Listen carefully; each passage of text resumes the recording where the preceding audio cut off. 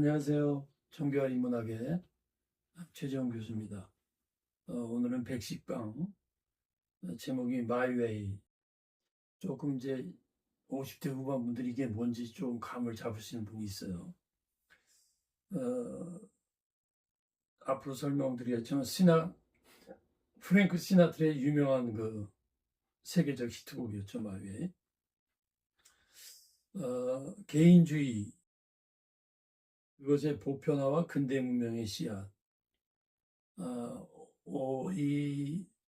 오늘부터 이제 개인주의 사상이 어떻게 시작이 됐고, 그것이 어떻게 서구 근대 문명을 만들어갔고, 그 근대 문명에 의해서 어떻게 꽃을 피웠고, 개인주의 사상이.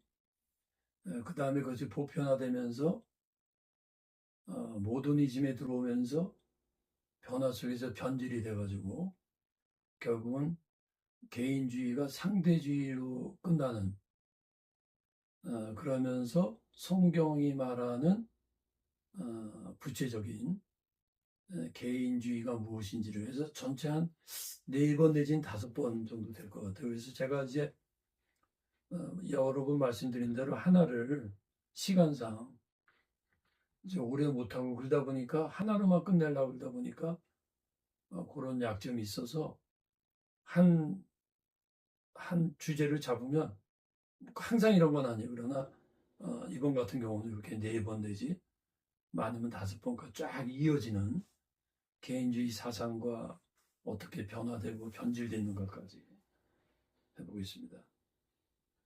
말씀드린 대로 프랑크 시나트라 하면 모르죠? 우리 이자매님은. 유명한 노래예요. My Way라고 해가지고 대히트를 친 세계. 그래서 중년들은 뭐 너무나 잘 알죠. 그래서 요거를 할까 말까 하다가 그냥 했어요. 자신의 삶의 방식을 반영한 그의 대표적인 노래. 그가 54세 때 발표했으니까 69년도니까 오래된 노래죠. 그가 그 당시 사업 실패와 이혼한 후에 인생의 가장 어려웠던 침체기 때 발표한 노래고 자기의 삶의 방식을 노래한 거예요. 그래서 이 가사를 보면 이 시대에 오히려 69년대에 발표했지만 오히려 현대 시대에 가장 오늘날 사람들의 삶의 모습을 보여주는 거예요.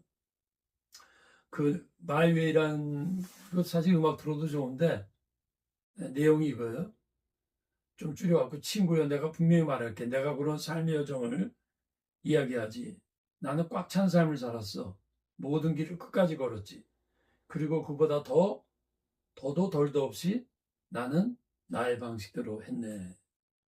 후회도 물론 몇 번 있었지. 하지만 그건 너무 적고 말할 가치도 없어. 내가 해야 할 일을 나는 해냈고 예외 없이 모든 것을 해냈지 하면서 후렴이 계속 나는 나의 방식대로 했네. I did my way 이런 가사가 후렴으로 나오죠.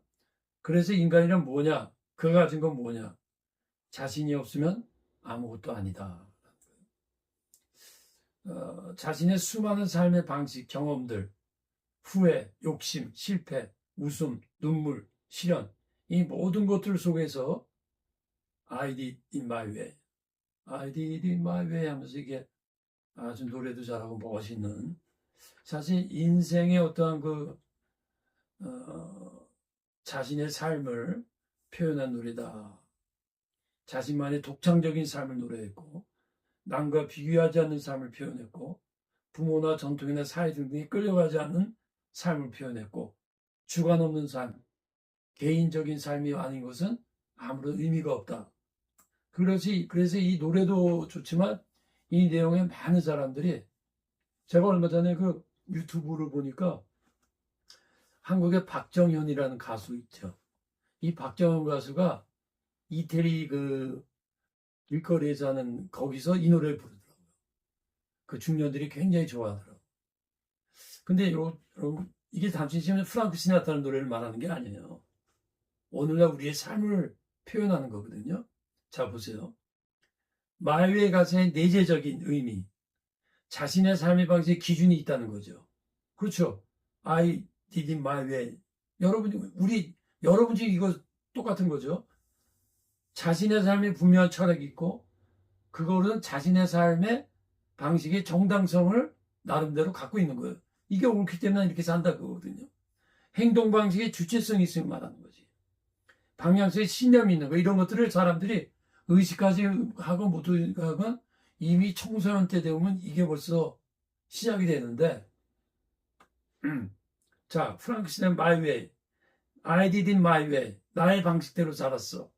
개인주의적인 겁니까? 이기주의적인 겁니까? 독창적인 겁니까? 자아중심적인 겁니까? 자아 존중입니까? 타인을 존중하는 겁니까? 신앙적인 겁니까? 인간적인 겁니까? 여태 우리 기독교적인 말을 하면 하나님 안에서 나의 외입니까? 하나님 없는 나의 외입니까? 인간 하나님 안에서 나의 외이냐? 아니면 하나님 없이 나의 삶은 내가 주인이기 때문에 나의 외이냐? 이 노래 발표 후에 그가 침체기 때 발표했다 그랬잖아요. 대히트를 했어요. 세계적인 가수가 됐고 엄청난 부를 얻었어요. 이 노래 한 곡으로. 근데 그의 딸 낸시 시나트라가 후에 그 프랑크 시나트라가 세상을 떠난 후에 인터뷰를 했는데 요 말을 했어요. 자신의 아버지는 이 노래를 싫어했다. 뭘 의미하죠? 그렇게 유명했고 그렇게 히트쳤고 그렇게 멋있고 어떻게 보면 내용이 참 멋있는데도 싫어했다. 그는 왜 자신의 전성기를 가져온 마위에를 그는 왜 싫어했는가? 그가 싫어한 이유는 그의 말이에요. 자신이 너무 이기주의적인 삶이었다. 그러니까 이 프랑크 시나트라가 삶의 방식은 굉장히 독창적이고 개인적이고 그런 것 같은데 이기적인 거예요.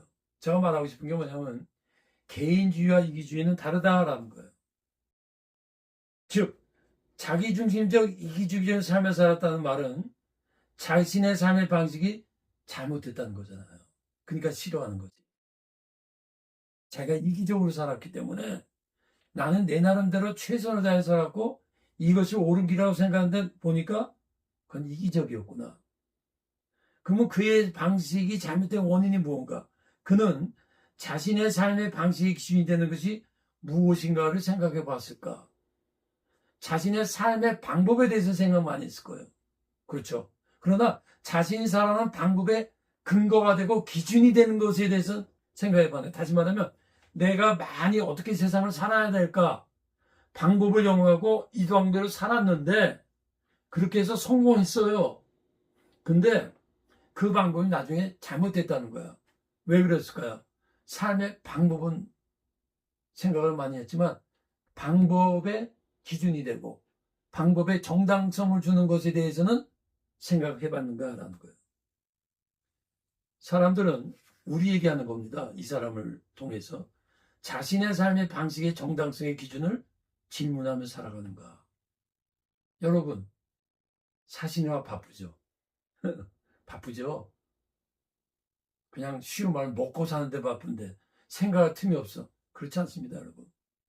여러분 직장 오느라고 얼마나 생각 많이 합니까? 대학생이 나중에 직장을 위해서 전공을 무엇을 얼마나, 그거 뭐냐면 다 삶의 방법을 생각하는 거거든요.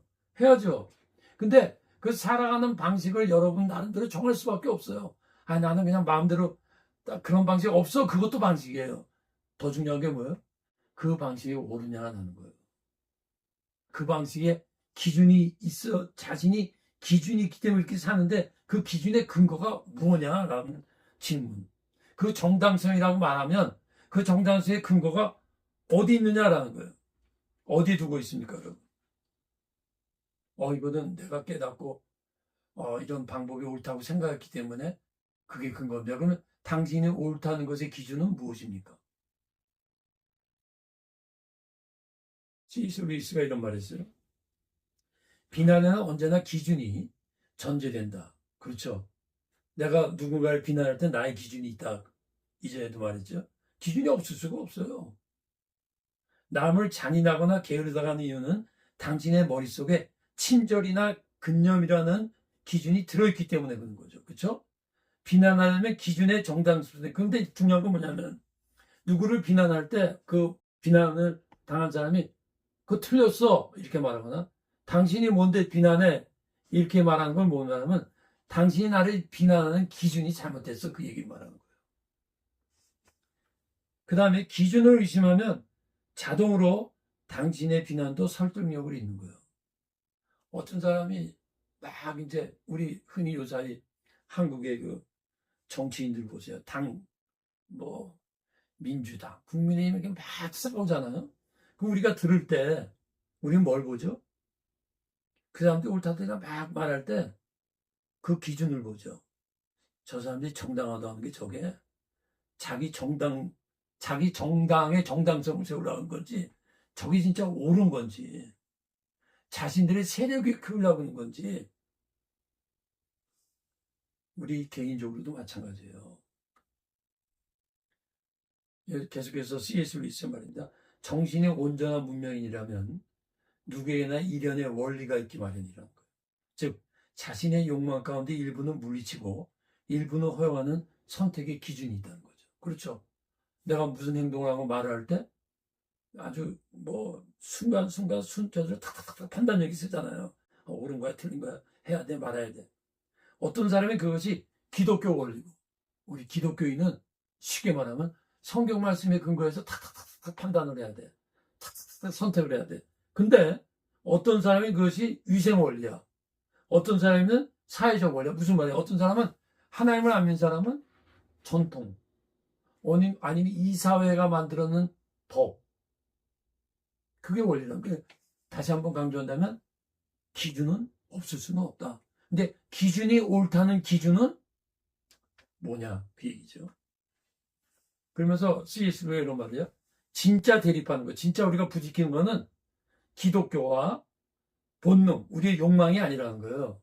우리가 욕망이 있는데 그 욕망이 기독교가 부딪히는 게 아니에요. 불교는 욕망을 부딪힌다 그러잖아. 인간의 욕망 때문에. 아니에요. 우리 기독교는 욕망은 하나님이 주신 건데, 중요한 거는 대립하는 건 내가 뭘 하고 싶은 욕망과 기독교가 아니라 다른 원리들과 기독교 원리라는 거지. 이런 얘기 쉽게 표현하면, 동성애 괜찮아. 기독교인, 이거 기독교인이라도 안 돼. 기독교인 중에서 찬성하니까. 나 같은 기독교인은 아니야. 그건 뭐예요? 동성애를 찬성한 사람들은 인본주의적 사상의 원리에서 옳은 거야. 기독교인 나는 내 신앙과 내 기준에서는 아닌 거야. 그러니까 원리와 원리의 부딪힘이라는 거죠. 자, 당신의 삶의 방식의 원리는 무엇입니까? 지엽적입니까? 보편적입니까? 네? 즉 얘기하면 이것이 내가 살고 있는 우리 가정, 우리 사회에서만 통하는 거고, 미국에 가거나 다른 데 가면 안 통하느냐, 그 얘기예요. 보편적인가? 상대적인가? 절대적인가? 세속적인가? 성서적인가? 일반적인가? 기독교적인가? 개인적인가? 이기적인가? 여러분, 한번 제 강의를 그냥 단순한 지식이라기보다 조금 한번 도전을 해보세요. 한 번쯤 이거 한번 제 강의 들으시면서 꼭 필요한 생각이라고 생각합니다. 자, 개인주의와 이기적이 다른 거예요. 그리고 프랑크 시나트라는 지금도 그래요, 여러분. 지금도 50대, 60대 사람도 가끔 들어요. 저도 가끔 들을 정도로 좋아해요. 근데 많은 사람들이 그걸 좋아하는 게 그 개인주의라고 생각을 해요. 그리고 오늘 이 개인주의가 나중에 한 몇 번 강의에 그 이제 나오지만, 개인주의와 이기주의가 같은 의미를 쓸 때가 많아. 왜냐? 그렇게 됐기 때문에 그래. 원래 개인주의는 그게 아닌데, 그것이 변질되면서 이기주의가 되고, 그게 변질되면서 오늘날 자유주의, 상대주의가 된 것이 포스트모더니즘인데, 여기 오늘부터 이제 시작이 뭐냐면, 야, 여러분 이거 어떡합니까? 이 시간이 지금. 자, 개인주의와 이기주의는 다르고, 이기주의와 개인주의 변질된 상태예요. 이기주의는 자아중심적인 거. 시간상 그냥 넘어갑니다. 개인주의는 요겁니다. 개인의 자유, 권리, 존엄성을 중시하고 사회나 집단보다 개인의 독립성과 자율성을 강조하는 거예요. 이게 한국에 없었어요. 동양에는 이게 거의 없어요. 이 서양에서도 중세 다음부터 이게 시작돼요.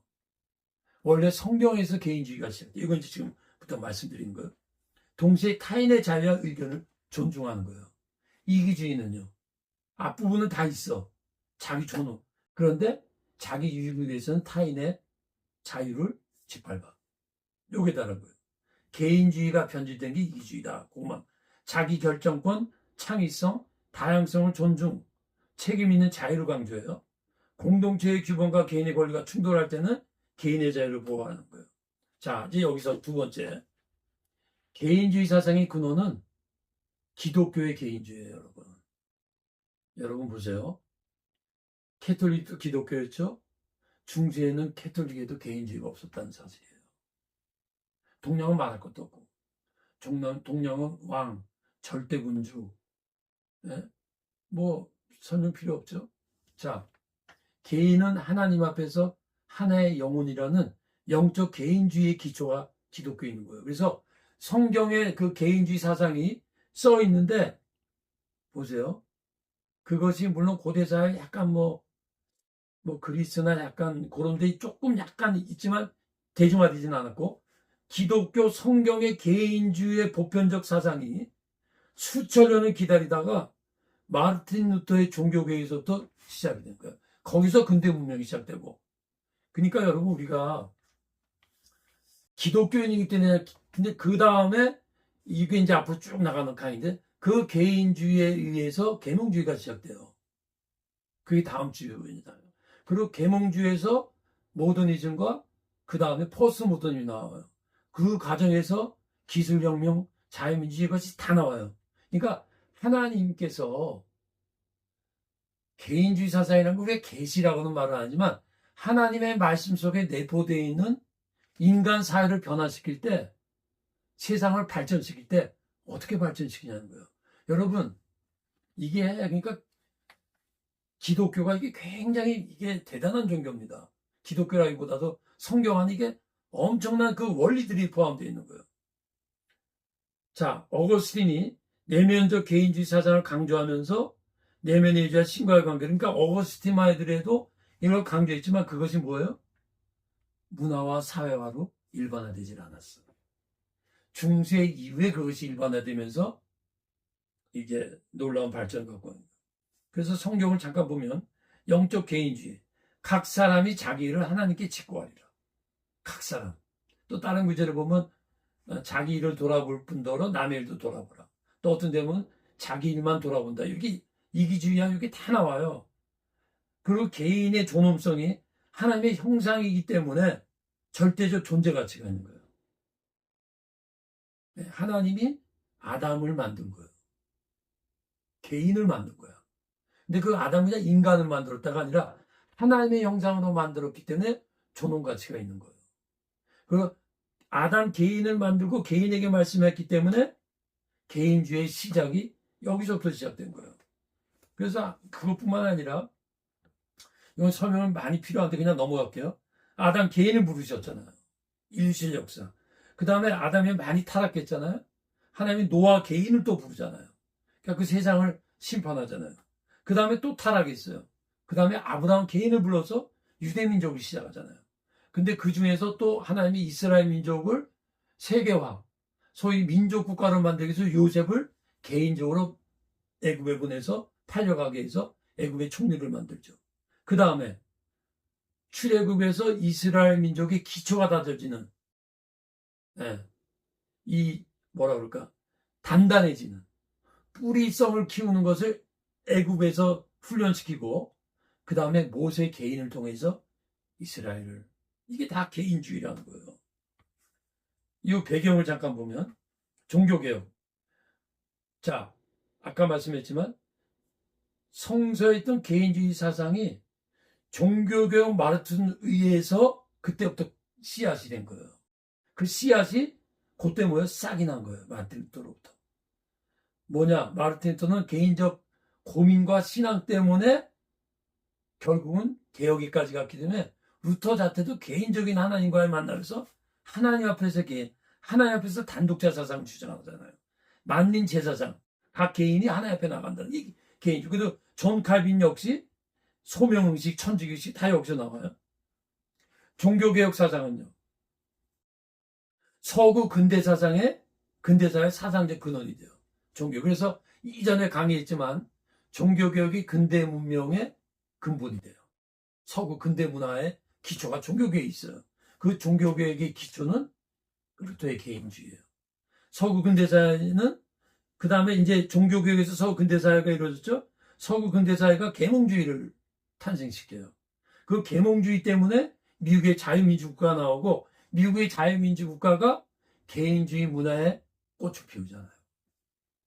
이게 여러분 참 중요한 겁니다. 이게 우리가 하나님을 믿는다, 성경을 믿는다는 것이 성경 속에 어떤 사상이 이 세상에 나오면서 그 한 가지 사상을 통해서 인류를 발전시켰는가.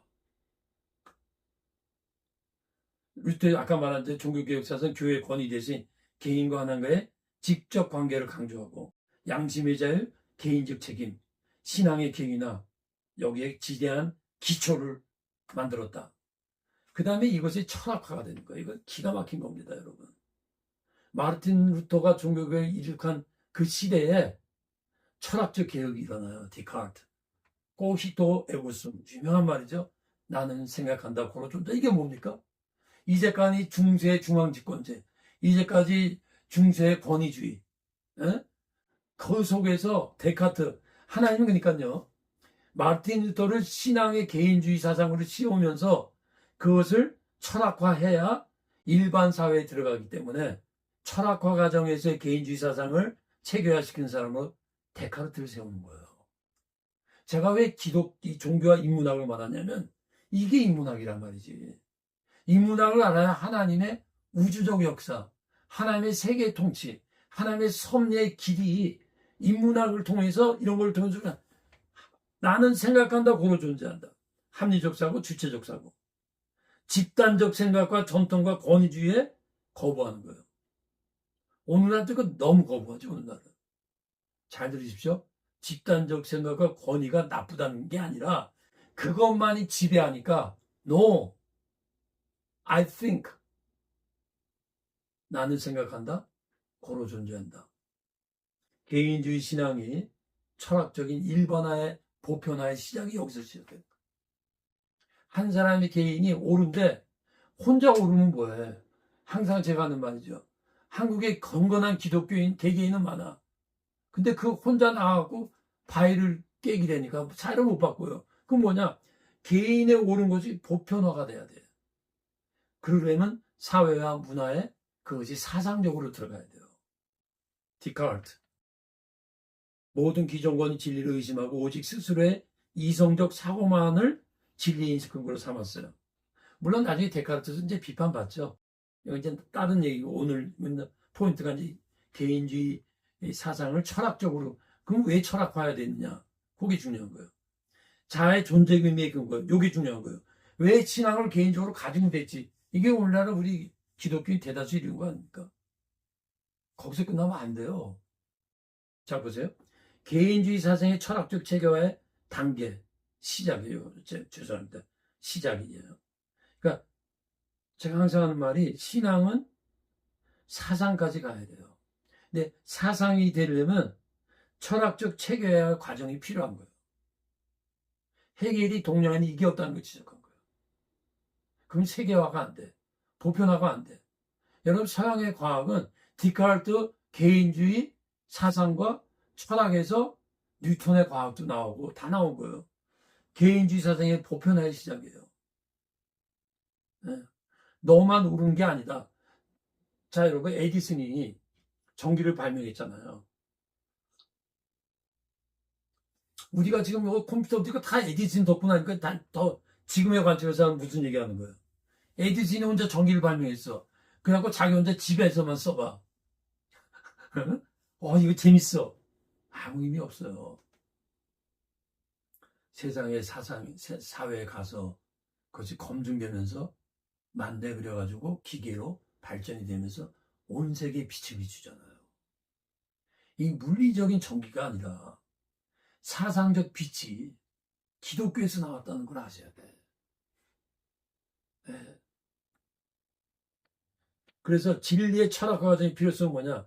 개인의 경험, 신앙의 경험, 진리의 분석이에요. 신앙, 진리 등의 경험과 이론 등을 단순히 감정이나 관성, 믿음이나 학설만 받아들이지 않고 자신의 논리적이고 합리적인 사상의 과정을 통해 그것의 의미를 체계화시키는 것. 이게 인문학이에요. 어거스틴부터 이게 시작이 된 거예요. 논리적 개념 정리.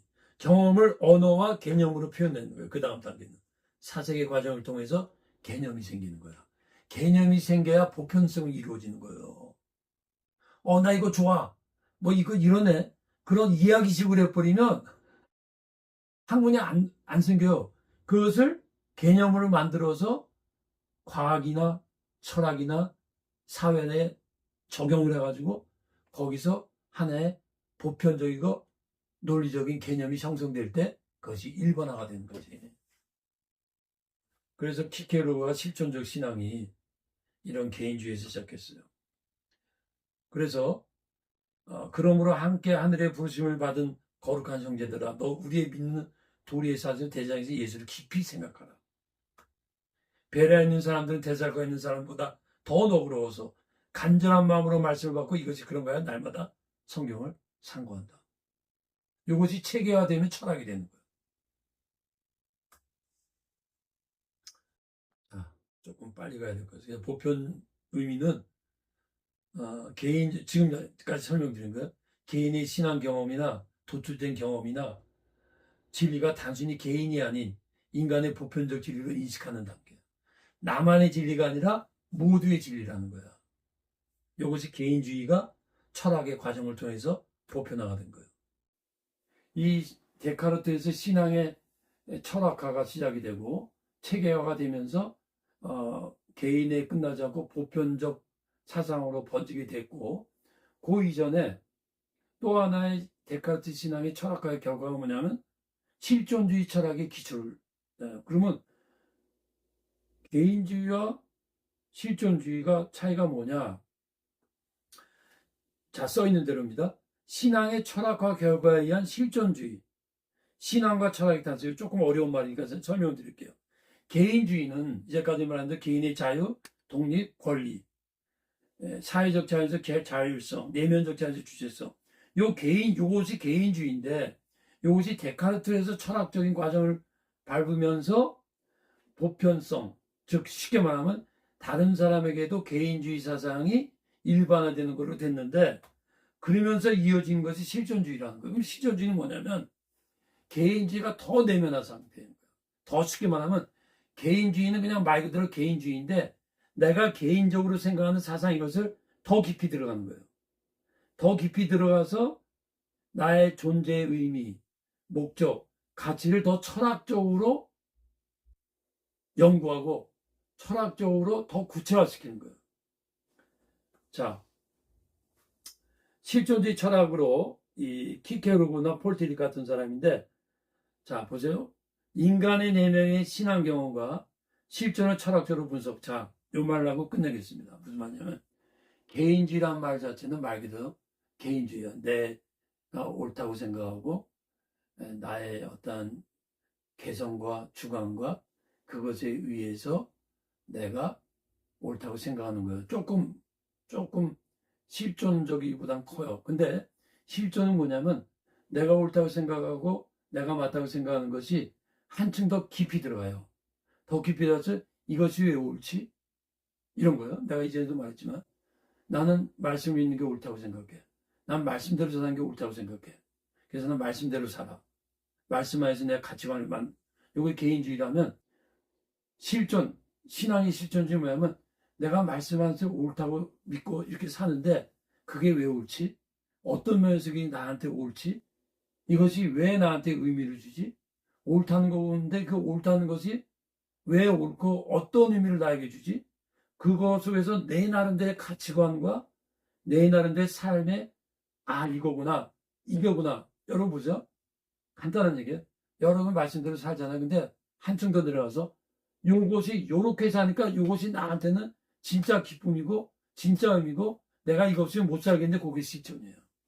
그래서 실존 경험은 뭐냐면 나의 신앙과 생각, 말씀대로 사는 것을 더욱 내면적으로 철학함으로써 나만의 가치관과 세관을 성립하고 그거를 의미와 목적을 주체적으로 성립하는 거예요. 죄송합니다. 조금 어려운데 오늘 여기까지 하는 걸로 끝내겠습니다. 감사합니다.